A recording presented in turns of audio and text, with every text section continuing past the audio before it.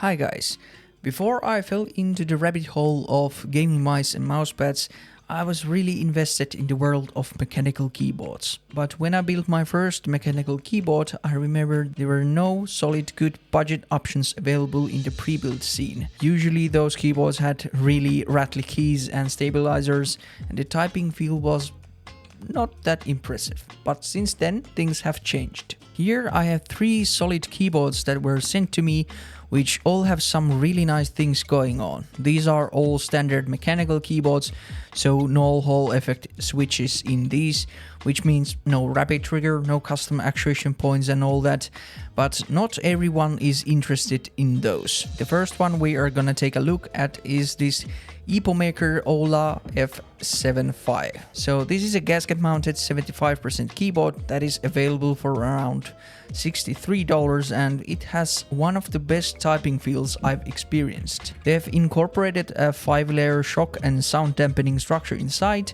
and together with the palm plate and the gasket mounting method, it has some really nice flex to it. The case is fully plastic, which is expected at this price range, but it is not a bad thing necessarily. The plastic case makes this board thok like crazy. The switches are Leobok Reaper linear switches that are pre-looped pretty nicely. There seems to be no scratchiness on any of the switches. The stabs are also looped very nicely at the factory and have no audible rattling. Here is a sound test of this board.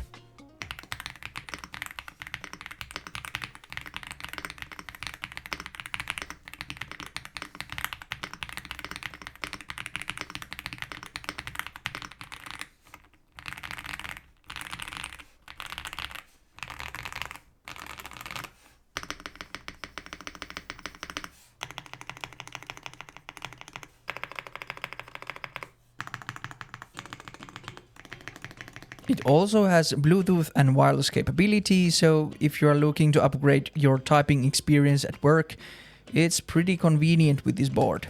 One thing I'd like to change is this knob right here. It just looks very cheap. It is very convenient though, since you can use it to adjust your PC's volume with it. The keycaps are pretty nice. Cherry profile double shot PBT keycaps, and the legends look fairly uniform across the board. Some legends are thinner than others, but not by much. Then we have here is this AL66 board from Yunzii. It's also a gasket mounted keyboard in this 65% layout, so 66 keys and a knob on top.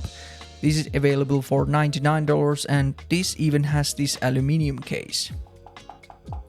The finish on this case is not the most pleasant to the touch, and it has this chalky feeling to it that I'm not the biggest fan of. Structure-wise, it has a polycarbonate plate which has some flex, but from the center it's much firmer than the previous one.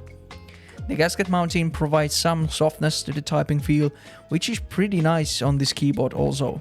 The switches they use in this are Yunzii's milk linear switches, and they have been looped in the factory really well. No scratchiness with this board either.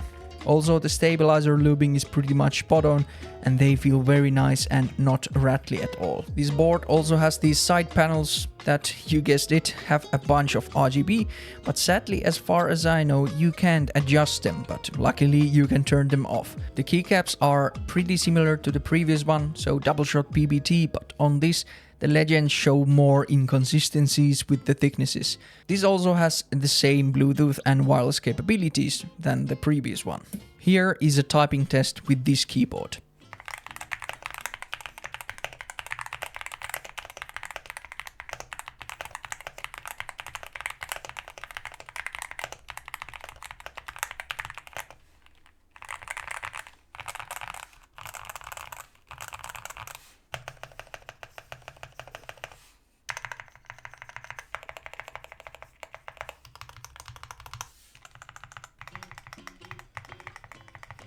Then lastly we have this pretty wild looking thing from KiiBoom. It is the KiiBoom Phantom 81 V2, so it is a 75% layout board.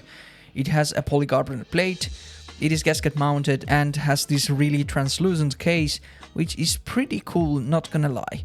I like it because you can see the gasket mounting system in action, and from the bottom you can peek at the PCB of the board. The switches on this are some unnamed linear switches which feel good to type on, and much like the 2 previous boards, the switches and stabilizers are looped really well in the factory. It also has this knob on top, which you can use to change your PC's volume and adjust the RGB. And speaking of RGB, it has plenty. Let's hook this up. It shines through the keycaps that are also translucent, and if the RGB is all you care about, then this might be the board for you. This keyboard is much more expensive than those previous ones, and to get this you need to pay $150, which is way too much in my opinion. The keycaps have this shiny texture to them and are pretty slippery to type on, so I'm not the biggest fan of those. But typing on this feels really nice, and they sure have made some homework on how to make a great feeling typing experience. Here is a sound test of this board as well.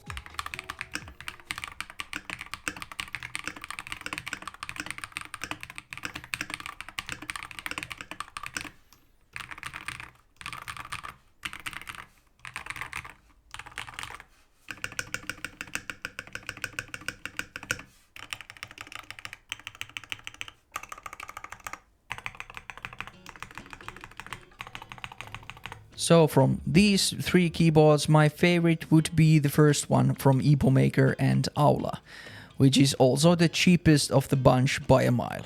Even though it has a plastic case, the typing sound and feel is something that I really like, and it is the only one that I would consider using while doing other stuff than gaming.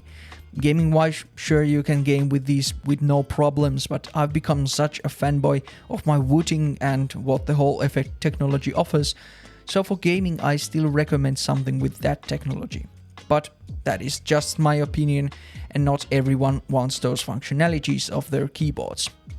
But I think that is it for this video. I left the links to these keyboards in the description if you want to take a further look, and see you on the next video. Goodbye.